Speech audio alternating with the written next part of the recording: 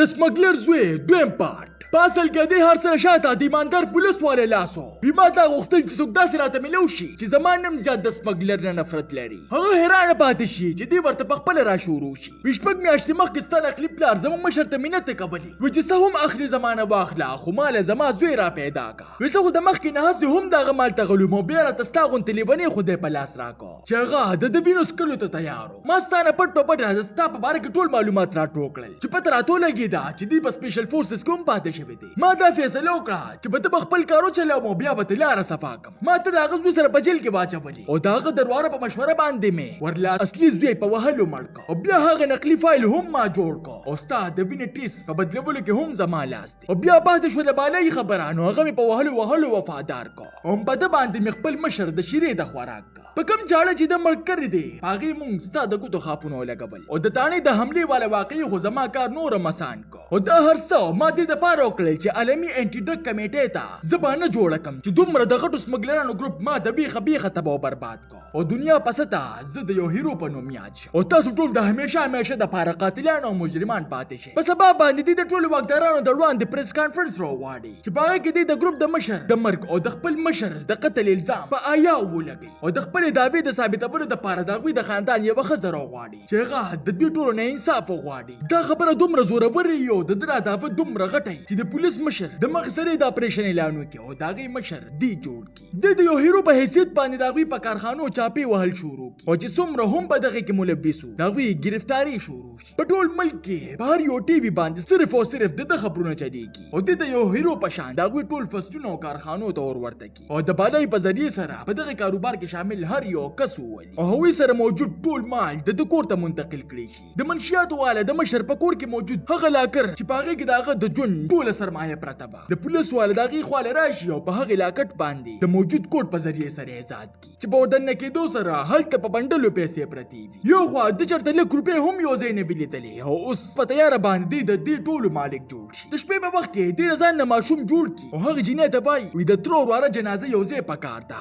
او بیا بالای له حکم ورکړي وي د هغوی د مرګ خبر هغې ټولو سمګلرانو ته ورسوه چا به چې هم د سره کاروبار کو په سبا باندې لوی خلک د ده جنازې لی راشي چې آیا هومره ورسي چې ده نه تپوس وکړي وي لاکر د کلوکه که نه چې دی ورته ووایي وي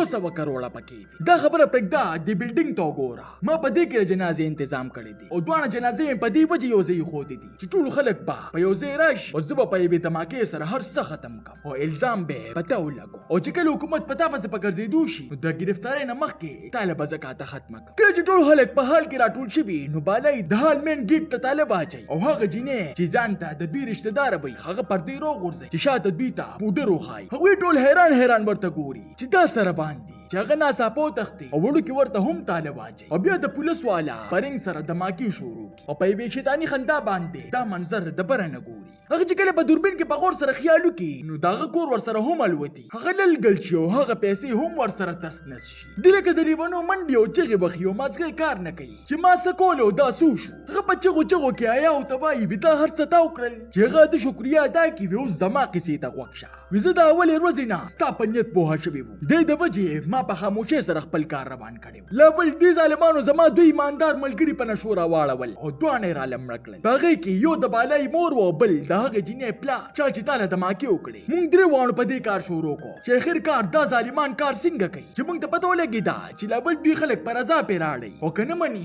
نو په زور او زیاتره دوی غریب خلک په نښه کوي دې دپاره موږ یو منصوبه جوړه کړه کومې جینۍ چې زما خلاف ګواهي ورکړه او تا سره یې په دماکو کې مرسته وکړه د هغې پلار لور ته کوم چې دې ظالمانو په نشو مړ کړو او پاتې شوم زه نو زه څه دومره لیونی نه وم چې ستا خواله راتلمه تا خو ما قصدي وکړل او بالا یې خو زما مخکینی کس و ولې چې په هغه کې د خپلې مور د بدلې اور بلیده او موږ په شریکه باندې په دغه پیسو کې به مونږ کېښودل چې دغه حرامه پیسه د هیڅ چا هم نصیب نشي پولیس والا ورته په جړا کې وایي ما ځان طاقتور جوړول غوښتل او تا زما د کلونو منصوبه تباه برباد کړه خو زه تا پرېږدمه نه په چغه باندې خپلو کسانو ته د بالای او د جینۍ د مرګ اډر ورکړي او بیا په ده تمانچه روباسي چې آیا ورپسې را روان شي او دې پې ډزې شروع کړي دا ظالم یې دومره ولي چې په ډزو کې د بلډینګ ښکته وولي چې په یوې شیطاني خندا او مطمئنه سینه باندې واپس روان شي. په تلو کې د هوښه بلډینګ ته پام شي چې د کیمرې لګېدلې او صحافیانو په مخ اوښکې بهیږي. دا ټول منظر د مشران هم وګوري چې د نګیر چاپیرا د سنیپر والا ناست دي چې مشر یې ورله اډر ورکړي وکسې هم وکړل نو ولې چې په دې کې فوجیان راشي او دله کسان گرفتار کړي چې گرفتارۍ په وخت کې دلته خپل سخت ورکوټوالي او د نوکرۍ بېعزتۍ را یادې شي چې فوج ته تمانچه نیغه کړي خو هغوی پې هم میلو نه کړي او په ډزې سوري وریږي او د سره پوره د سمګلینګ ګروپ ښه ورګیرېږي.